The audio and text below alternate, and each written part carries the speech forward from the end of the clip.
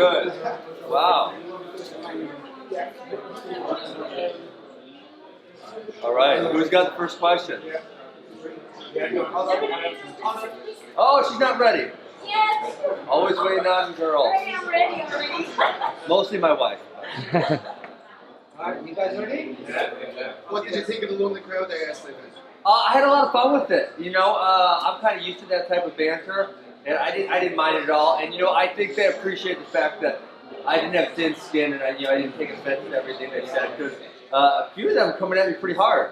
I think you won a few over. What do you think? I think so too. Yeah, after they were kind of, I just did the Q&A upstairs with the VIP section or whatever it is, and they all said they were impressed with how well I took the abuse yesterday. Were you anticipating that from the British crowd? Yeah, I was, because I think the British have it's a different sense of humor than you do in America. You know, it's a little more aggressive, a little more witty. And so I kind of was expecting it, but some of them dudes were like coming at me pretty hard. So I didn't expect them to be that ballsy about it. What's been the biggest surprise that you've sort of dealt with since you've been over here doing British fans? Let's see. You know what? I wanted to see London. I didn't know how much. Everyone says, "Oh, London's always cloudy and rainy." It's like I don't think the weather affects me. It's fantastic. I mean, my wife and I were at the Tower of London today. We saw Westminster Abbey today. We really enjoyed it. I've had a blast. Is it your first time? First time, yes. Any part of England. You enjoyed it? I am a lot, yeah. So at this point, is it just all talk is over and you just got to wait to see who wins tonight? Yeah, that's kind of why I said a Q&A. It's like, you know, I think if Masvidal wins, he's going to make some lame-ass excuse why he doesn't have to fight me. I think Till's in. I think I got him hook, line, and sinker. You know, the other day he said something crazy like, it was funny, he said he'll have to work his way up the rankings. Meanwhile, he's fighting a guy that's ranked number 11, which I thought was pretty funny. But it seems like I got him, you know, and especially if I'm able to goad him in front of his hometown crowd, I just don't think he's going to have anywhere to go but say yes. See when he ran out yesterday, do you like that sort of stuff? I didn't actually see it. You know, I was up here, it happened over there, so I watched the video after. Yeah, it was funny. It was funny. Listen, the crowd went nuts. They obviously loved it. Ben, did you...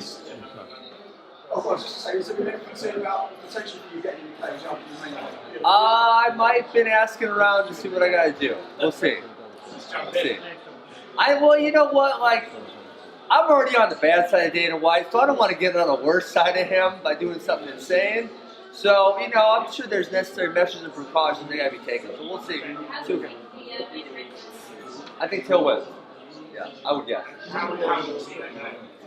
I just think he's going to be a little better striker. A little more well-rounded, a little bigger, a little stronger, kind of just a little better everywhere.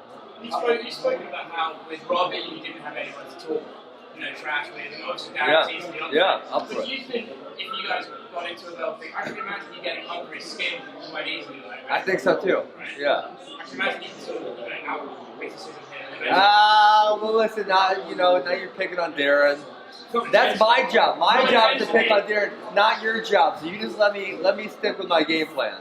When you're trash talking people, one of the things I'm sort of spotting, sort of watching the way you go about this, you don't really go for the personal abuse angle of that very. Well, no one really likes that. No, well that's what I mean. Exactly. Yeah. It's just a decision you sort of steer clear of that sort of stuff. Yeah, I so feel. much of it elsewhere.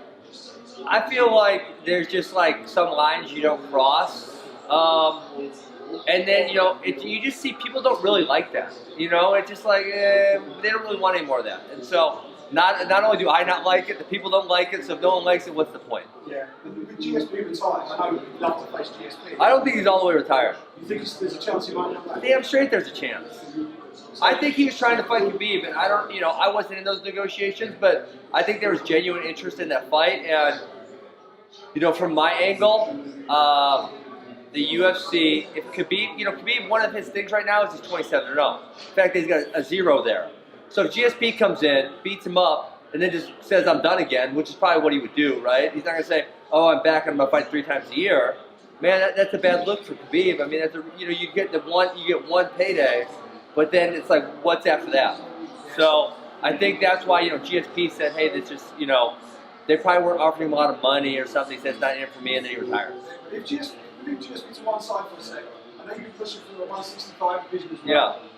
That would seem like a tailor-made matchup for you and Khabib. Yeah, absolutely. Yeah. how high on the totem pole would that be for you? That's two how, right? guys going at it for potentially for a belt. Absolutely. I mean, that's very high. I mean, you know, if there's some way I could make that happen next, I would make it happen. I don't think I can, right? I'm thinking like 1 or 2 fights away from that happening. But that is something that'd be an awesome fight. Great storyline, both undefeated. The USA versus Russia thing always plays. So I think we have, you know, and then you also got like the best wrestler in MMA type of thing playing. So I think you would have a whole bunch of angles to run on that fight. That would be a lot of fun. How close did you get to 155? I wrestled at 163 for my time in the Olympic international wrestling. And that was a huge challenge for me. Like I was on a diet 12 months a year. I didn't get that. I would never have a plate of food like that. And so that was 163. Like I really couldn't foresee myself going any lower than that. So it's like that's 8 more pounds than 155. Like that's just totally out of the question. Whereas I could see, it would be tough for me to make 165, but I know I could do it. As you got a slight set on Till, sorry, but how much pressure did Dana White put on, if any, to face Robbie again? None so far. I haven't heard from him. That's surprising. Well, he texted me once last night. It was last night, I think. Texted me. We had a small text conversation. No, they haven't said anything to me. I mean, you know what the UFC does a lot of? They get a feel for what the fans are saying. And I think, besides a few drunk British fans last night, I don't think there's not a lot of people interested in that rematch. I mean, when you say, okay, if you were to put a fan poll together for my first fight, it says, who do you want to face? Robbie Lawler would have been really low on that list. There's a lot of reasons it wasn't that sought after. And so now, I think they kind of took the pulse of the fans, and the fans they want something else. The fans would choose me and Till over me and Robbie. I'd probably 8-1 or something like that. For you, is Till, is that someone you target because he's like third in the world, he's closer to the title? Or There's a whole bunch of reasons, yeah. right? Yeah, I mean, third in the world. I think I beat him pretty easy. I think he talks trash with me. I think he brings in the British crowd. I mean, I think there's a whole bunch of reasons. I think it makes a lot of sense. So you wanted to fight him in Chicago, right? That's